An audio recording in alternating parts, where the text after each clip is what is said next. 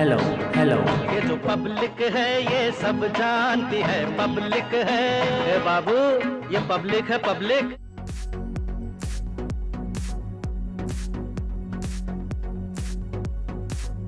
ये पब्लिक है सब जानती है कि कार्यक्रम में आपका स्वागत है। आज हम पहुंचे हैं लखनऊ की सुरक्षित विधानसभा सीट मोहनलालगंज विधानसभा में। मोहनलालगंज समाजवादी पार्टी का गढ़ है। 2017 में मोदी लहर होने के बावजूद समाजवादी पार्टी इस सीट को जीतने में कामयाब हुई। अमरीश कुमार यहां से सपा के टिकट पर विधायक चुने गए, लेकिन 2022 में समाजवादी पार्टी ने अमरीश का टिकट काटकर पूर्व सांसद सुशीला सरोज को मैदान में उतारा है। समाजवादी पार्टी इससे पहले भी इस तरह से कर चुकी है। बीजेपी ने अमरीश रावत पे भरोसा जताया है, कांग्रेस की तरफ से ममता चौधरी, तो बीएसपी की तरफ से देवेंद्र पासी मैदान में है।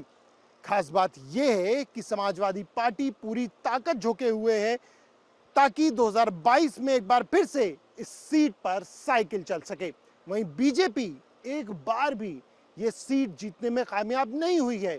यही वजह है कि कोशिश बीजेपी की भी है कि आखिरकार 22 में इस सीट पर कमल खिल सके।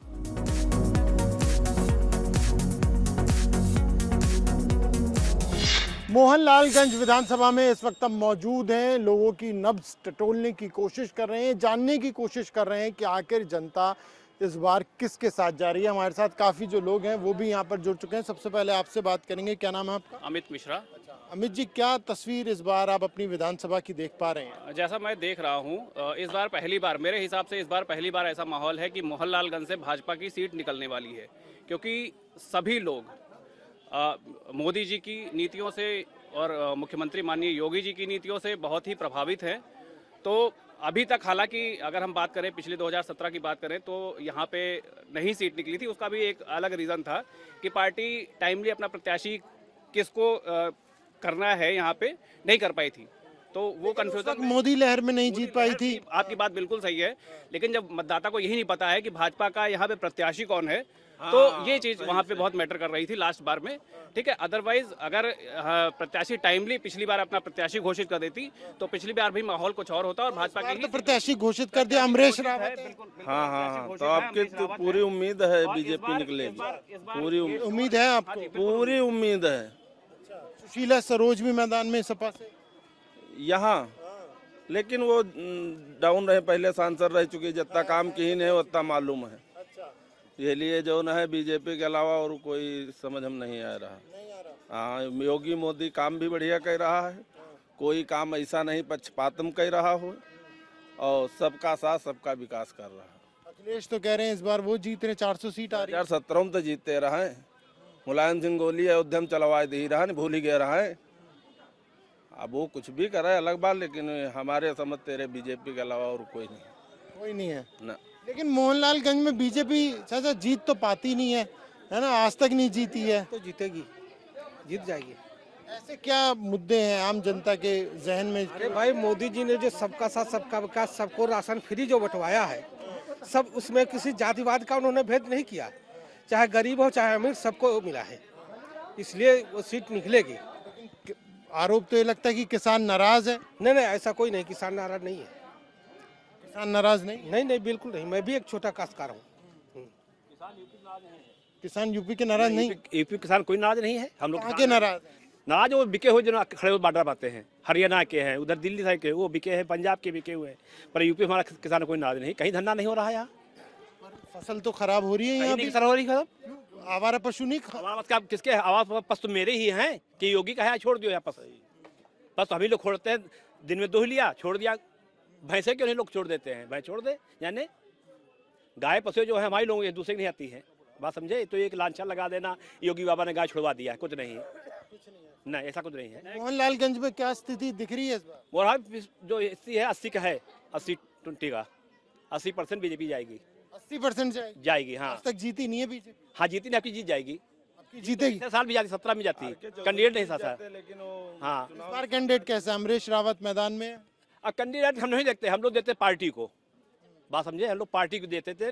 अब पार्टी हो उसको हम कैंडिडेट को नहीं देते हैं, हम लोग बीजेपी के बीजेपी वोट देंगे। ऐसा है, काम तो दिख रहा है, रोड का भी दिख रहा है, विकास का जितना भी है, कहीं पर भी लोग जहाँ नहीं पहुँचते थे। एक तो सीधी बात यह है कि पहले कमीशनबाजी 15% पैसा योजना तक पहुँचता था, अब 100% पैसा योजना तक पहुँचता है। दूसरी बात यह है, पहले बजट का 80% शहर में रहता था, 20% गांव में आता था। अब जो है उसमें बढ़ोतरी हुई है, अब वो 50% तो गांव में पहुंच ही रहा है। और दूसरी बात है, रोड का है, शिक्षा का है, प्रत्येक ज़िले में मेडिकल कॉलेज बन रहे हैं और गांव में लगभग 90% जो ऐसे गरीब मजदूर टाइप के हैं, उनको आज 1000 वो मिल रहा है। सामाजिक सुरक्षा में पैसा मिल रहा है। अखिलेश यादव कह रहे हैं वो पुरानी पेंशन को बहाल करेंगे, वो रोजगार अधिक देंगे। देखिए, पुरानी पेंशन का जहाँ तक मामला है, ये लड़ाई का है, ये लड़ा जा रहा है। और हमारा कहना है पुरानी नई का मामला नहीं है, पेंशन स्कीम एक होनी चाहिए, जिसके लिए भारतीय मजदूर संघ देश भर में लड़ रहा है और ये सफलता के ऊपर है। ये एक बड़ा मुद्दा है। नहीं, मुद्दा है, यह मुद्दा भाजपा का शुरू किया हुआ नहीं है, यह पहले सरकार का शुरू किया हुआ मुद्दा है जो भाजपा झेल रही है। अब इस समय मुद्दा यह है कि तमाम पेंशन, जो old pension scheme, new pension scheme, contributory pension scheme और भी सामाजिक सुरक्षा की, तो यह सामाजिक सुरक्षा वाली पेंशन तो अलग विषय, लेकिन बाकी जो है एक होनी चाहिए। मेरा सवाल ये है, वो जो ये वादा कर रहे हैं कि अगर सपा की सरकार बनती है तो हम उसे बहाल करेंगे, क्या ये प्रभावित कर रहा है आम जनता को? क्या ये आपको जानते हैं कि ये पुरानी पेंशन नई स्कीम इनके प्रदेश के हाथ में है क्या? पेंशन स्कीम जो है, ओल्ड पेंशन स्कीम या न्यू पेंशन स्कीम, ये प्रदेश का मुद्दा है क्या? यदि प्रदेश का मुद्दा होता तो हम मान लेते, प्रदेश का मुद्दा ही नहीं है, ये तो केंद्र का मुद्दा है। अच्छा, ये केंद्र सरकार? जी हाँ। और पहले सरकार तो निक थी, 17 पहले सरकार अखिलेश की थी, तो क्यों नहीं बहाल इन्होंने कर दिया था? या कहते हैं बिजली देंगे फ्री, उनकी जवान तो 8 घंटे बत्ती आती थी। बिजली तो दे रहे हो, 300 यूनिट फ्री। नहीं दे रहे हैं, 300 यूनिट बिल्कुल नहीं दे रहे हैं। वो कह रहे हैं भैया 8 घंटे बत्ती दे नहीं पा रहे थे, अपने पीरियड में 300 क्या देंगे? बिजली का दाम कौन कर रहा है? आसमान छू, आधा हो गया बिल। चुनाव से पहले योगी जी ने किया, आधा हो गया। बताइए को किसके यहाँ ज्यादा आ रहा बिल? अभी अगर हम समस्या की बात करें चाचा, तो क्या मुख्य समस्या आप मानते हैं मोहनलालगंज में जो सबसे ज्यादा लोग झेल रहे हैं? सबसे ज़्यादा झेल रहे हैं यहाँ पर बिजली, पानी और यहाँ की कानून व्यवस्था को वास्तव में देखा जाए तो मोहनलालगंज की और समस्या अभी तो ये है। फिलहाल जो कानून व्यवस्था की स्थिति है, योगी सरकार के इसमें बहुत सारे चीज़ पर निदान हुआ है, बेहतर हुए हैं। और आगे भी जब योगी जी आएंगे, हम लोग योगी जी को पूरे तन मन धन से उनको लाने के लिए, उनको जिताने के लिए व्यवस्था बेहतर हुई है पहले से। और एक और सवाल ये कि युवाओं को रोजगार की एक बहुत बड़ा मुद्दा है, तो क्या ये सही जमीन पे है? ये किस देखिए, बिल्कुल सही बात है। आपने कानून व्यवस्था की बात की, तो आप लोग तो फील्ड पे रहते हैं, तो ये लोग हम लोगों से ज़्यादा हम लोग तो देखते हैं। ठीक है, अगर आप ये बात बोलोगे, आप हो सकता है आपको ये लगे कि हम किसी का सपोर्टर हैं, तो ये लोग आप तो ज़मीन पे देखते हो कि कानून व्यवस्था पहले की अपेक्षा बहुत ही सुदृढ़ हुई है और बहुत ही अच्छी हुई है। दूसरी बात, अगर रोजगार की बात की जाए तो हम, ये जरूरी नहीं है कि हम सरकारी नौकरी को ही रोजगार माने। और अगर हम तुलनात्मक दृष्टि से एक बार देखते हैं तो कंपैरेटिवली पिछली सरकार के इस सरकार ने ज़्यादा रोजगार दिया है, एक बात। दूसरी बात, मोदी जी का जो बहुत सारे ऐसे जो केंद्र सरकार के ऐसे योजनाएं हैं जिनके अंतर्गत लोग खुद से लोन लेके अपना व्यवसाय शुरू कर सकते हैं, ये बहुत अच्छा एक ऑप्शन उन्होंने दे रखा है। दूसरी चीज़, अगर हम प्राइवेट सेक्टर में बात करें तो वो भी रोजगार वहाँ पे बहुत उसके अवसर मिल रहे हैं। आपको लगता है अवसर मिले हैं? क्योंकि ये तो बहुत बड़ा मुद्दा है। अखिलेश यादव लगातार ये अपील भी कर रहे हैं, और युवा एक बड़ा वर्ग ऐसा है जो ये मानता है कि बेरोजगारी की समस्या बहुत बड़ी है। हाँ है, तो कहीं ना कहीं जैसे कि ये भाजपा सरकार कहती है कि हम रोजगार दे रहे हैं। ये बताइए कि जैसे चपरासी की भर्ती हुई, सब निजीकरण कर दिया, ठीक, तो हमारा कहना है सब पढ़ के IAS तो बन नहीं जाएंगे, ठीक, सब पढ़ के तो IAS नहीं बन जाएंगे, चपरासी भी नौकरी होती कि नहीं। अब जैसे मायावती थी, अखिलेश थे, उन्होंने क्या नाम एक सफाई कर्मी की भर्ती निकाली नाली साफ करने में, उसमें आदमी आज 25,000 वेतन कुछ पा रहा है।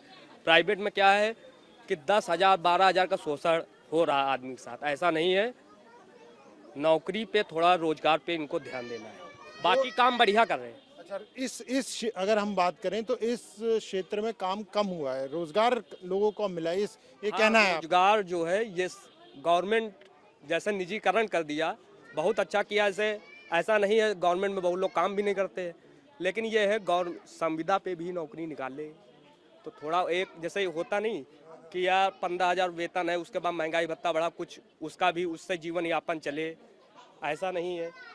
तो रोजगार मुद्दा है, बस रोजगार मुद्दा है। अच्छा, दूसरी सरकारों की तुलना करें तो क्या बेहतर कुछ स्थिति देख पाए हैं, या आप ये मानते हैं कि सपा सरकार में ज़्यादा बेहतर था या मायावती की सरकार में ज़्यादा बेहतर था? वो अगर हम तुलना करें तो वो एक मतदाता के तौर पर कैसे देखते हैं आप? यहाँ पे रोजगार अगर जो मुद्दा ना हो तो बाकी योगी सरकार ने बहुत अच्छा किया, बहुत बढ़िया है। हाँ, पुरानी सरकारों के तुलना करें तो किसे ज़्यादा बेहतर मानते हैं आप? योगी। हम इस तरह कह रहे हैं, एक तो गुंडा माफिया जत्ते रहे, अब चुनाव आएगा तो अब बाहर निकलिए, नहीं बिल के अंदर ही रहे। मायावती की सरकार में बाहर रहते थे? नहीं, मायावती कह रहे मैया बाहर रहा नहीं रहा, लेकिन जो है आगे कोई और नहीं रहा है, लेकिन इतना टाइट व्यवस्था नहीं रहा जितनी योगी जी के में।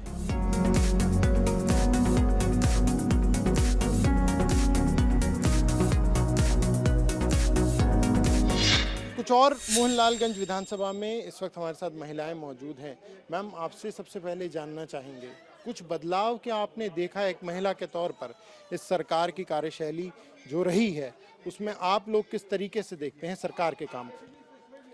हाँ, सरकार के महिलाओं के लिए भी अच्छा काम दिखाई पड़ रहा है और सभी के लिए कुछ ना कुछ अच्छा ही काम है। जिस फील्ड में अच्छाई दिख रहा है हर फील्ड में, और उस तरह से नहीं है। अब कुछ चीज़ें क्लियर हो जाती हैं, कुछ चीज़ें नहीं क्लियर होती हैं, लोगों के मन में गलतफहमी बनी रहती है।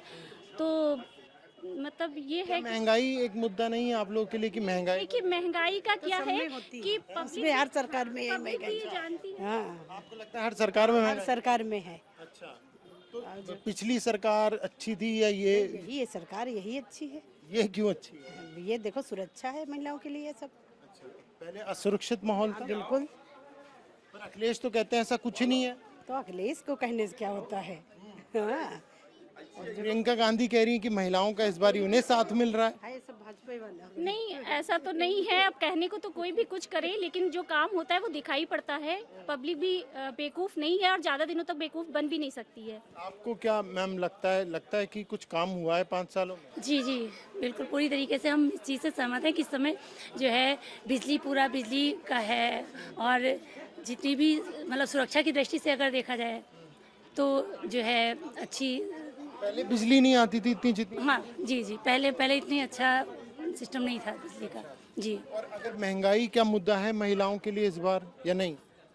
महंगाई का तो लगभग सभी में होता है सिस्टम।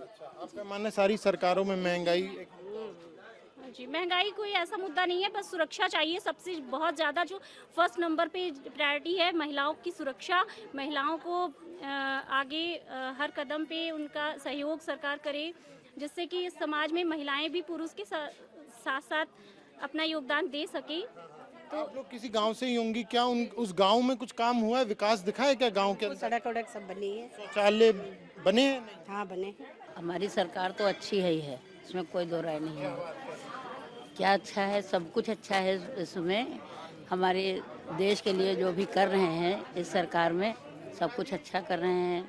जैसे अब महंगाई की रही बात, तो जो अच्छा करेगा, कोई भी सरकार अपने पास से कुछ नहीं करती है, कुछ भी नहीं करती है। बाकी ये है कि हमारी समझ से जो भी कर रहे हैं वो सही कर रहे हैं। कम से कम लोगों को सुरक्षा सुविधा सभी कुछ मिल रहा है। लेकिन माता जी, अखिलेश तो कहते हैं कि पहले ज़्यादा सुरक्षित माहौल था। अब अखिलेश तो ये कहेंगे, जिसकी सरकार आएगी वो अपने को कहेगा कि अच्छा है, लेकिन हमें तो कोई अच्छाई विशेष नज़र आई नहीं भाई। लेकिन महंगाई क्या महिलाओं के लिए एक मुद्दा नहीं है? महंगाई मुद्दा है, लेकिन सरकार अपने पास से ला करके तो कुछ भी नहीं करेगी। गरीबों के लिए सब कुछ किया कि नहीं किया? इतने क्या नाम, ये तो जो तुम्हारा कोरोना आया उसमें इतने लोग भूखों मर जाते, तो सरकार ने किया तो है ही है, और अच्छा किया है। मोहनलालगंज विधानसभा के एक गांव नेवल खेड़ा में इस वक्त हम मौजूद हैं और कुछ गांव के निवासी भी हमारे साथ मौजूद हैं। अम्मा, ये बताओ, सरकार से कुछ लाभ मिला आपको, नहीं मिला? जी, सरकार ते नहीं कुछ मोदी कहते मिला, और मारिस तो हम पंचन का हारम पौड़ा दीस हराहन मुख्य आता न और उनका का दे वो वो हमका और लई ली से दीस का गल्ला तो दे रहे हैं, गल्ला दर तो का गल्लन तर जाब खाक। इनके लड़का मेहरिया नहीं है तो कहो कि कौन चीज ना लड़का पढ़े लिखे ना नौकरी रख दिए अपन ही जात बिरादरी करत, इनके लिए मेहरिया तो है नहीं, दोनों जने रड़म लुआ। ठीक, कौन सी सरकार अच्छी थी फिर? मुलायम सिंह के रही और इनके कहते अखिलेश के रही है, तो भला कम से कम तनख्वाहें बढ़ाई ना सबकी और मजूरी बढ़ाई ना। ये माँ कौन ख्यातन मर जाओ पहुड़े पहुड़े मसा नोच खाते, कौन सा धंधी हमका कोई लाभ नहीं मिला इस सरकार हमसे लाभ नहीं मिली। हम तो भैया हर हाथ तकत मरी गन, मांदी हुई गन तो 3-4 महीने से झेली थी।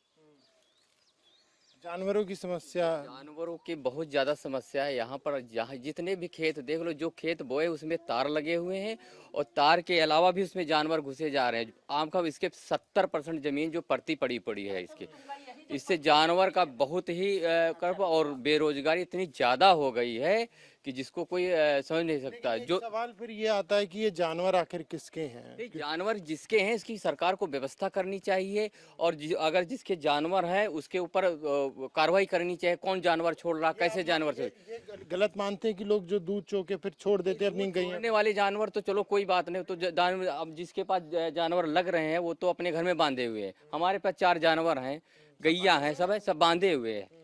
ये सब बात ये होती है ना, जब वो दूध देना बंद कर देती है तो छोड़ देते हैं। कुछ ऐसा हो ही नहीं सकता कोई कि दूध दुहे उसके बाद छोड़ दें। जानवर सबको प्यारे होते थे। पहले ये होता था कि जानवर चलो आए, अपना 2 पैसे में उसको बेच दिया, उसने बेच दिया। दरअसल सबसे बड़ी दिक्कत ये है जो जानवर जो हैं इसलिए छोड़े जा रहे हैं क्योंकि चारा पूरा नहीं हो पा रहा।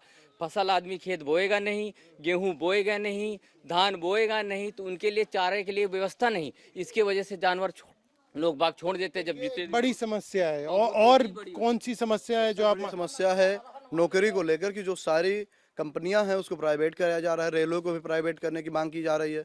और किसान बिल आंदोलन जो भी किसान को लेकर, किसानों ने उसको फिर से वो किया, आंदोलन करके फिर से उस बिल को लिया, वरना सारी चीज़ों को बेचते जा रहे हैं और सब प्राइवेट करने जा रहे हैं।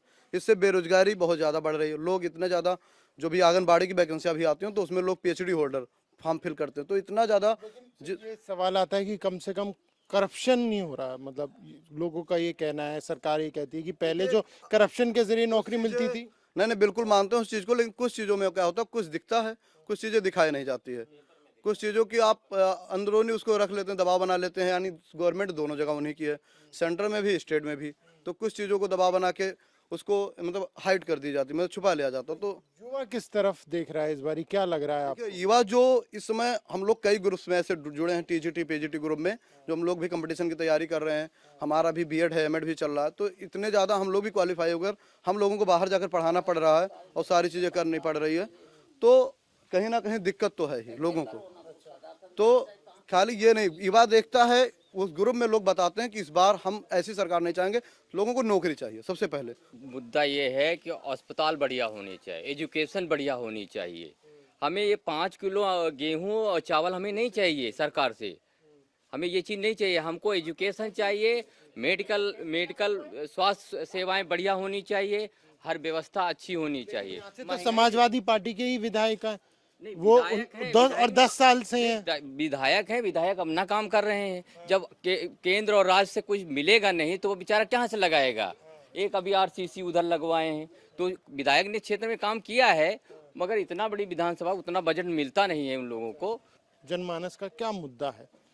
आम जनमानस में सबसे बड़ी समस्याएं जो हैं बेरोजगारी को लेकर के, बेरोजगारी चरम सीमा पर है। हर युवा और हर व्यक्ति चाहता है कि रोजगार मिलना चाहिए।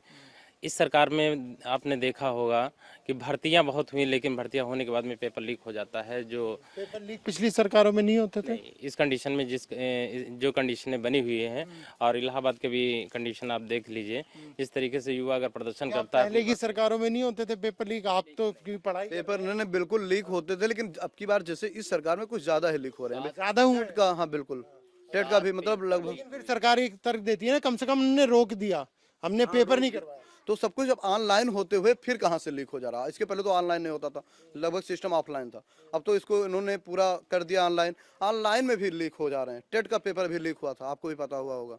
तो टेट में ऐसे पेपर लीक, ऑनलाइन सारी चीजें किया जा रहा है। टोपी कैप तक हम खुद देखे हैं, टेट का कैप तक निकलवा लेते हैं, मतलब कैप अंदर भी नहीं बैठने देते हैं ठंडियों में। किसकी सरकार बन रही है फिर इस बार?